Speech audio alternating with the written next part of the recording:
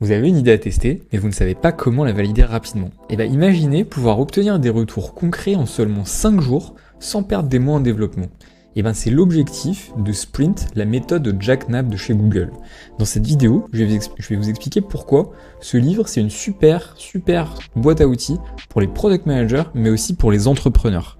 Et je vais vous révéler aussi pourquoi je pense que c'est une vraie méthode qui est applicable au quotidien et pas juste un concept qui est séduisant sur le papier. Au fait, moi c'est Jonathan Sabat, je suis consultant en product management, je suis fan de Notion et de NoCode. N'hésitez pas à vous abonner à ma newsletter où je partage des contenus gratuits, des templates Notion et pas mal de mes obsessions. Ce que Sprint fait très bien, je trouve, c'est qu'il est vraiment pratique. Contrairement à d'autres ouvrages qui sont plus conceptuels, ici on parle pas de grandes théories abstraites, ici c'est vraiment orienté action. L'un des points forts, je trouve, c'est qu'il est en fait une boîte à outils qui est très concrète. Par exemple, des techniques comme le Crazy 8, que j'aime beaucoup, permettent de générer des idées en un temps record. En gros, l'idée, c'est vous prenez une feuille de papier, vous la coupez en 8 morceaux, et vous dites, ok, on a 2 minutes pour faire 8 idées pour résoudre un problème, et ensuite on partage avec le reste de l'équipe. Et ben je trouve que c'est quelque chose qui marche très bien.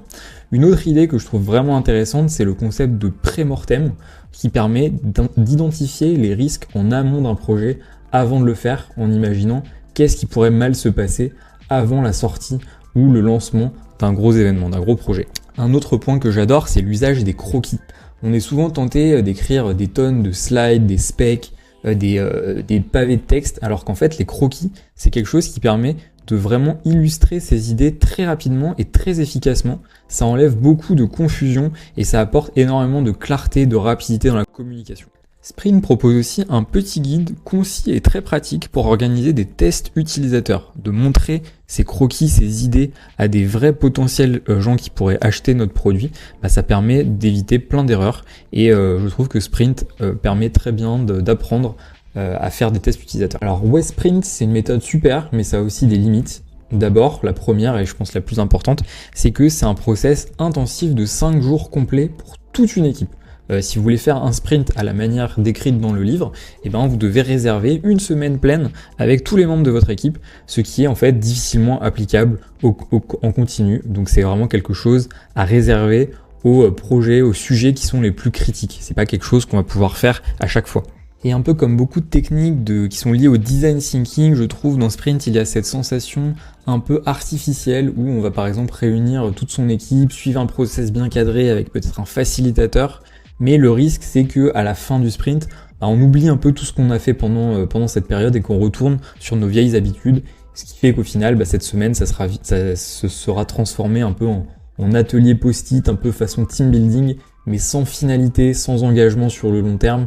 Et ça ne resservit à rien. Donc ça, c'est un peu le risque de changer de méthode de façon très identifiée.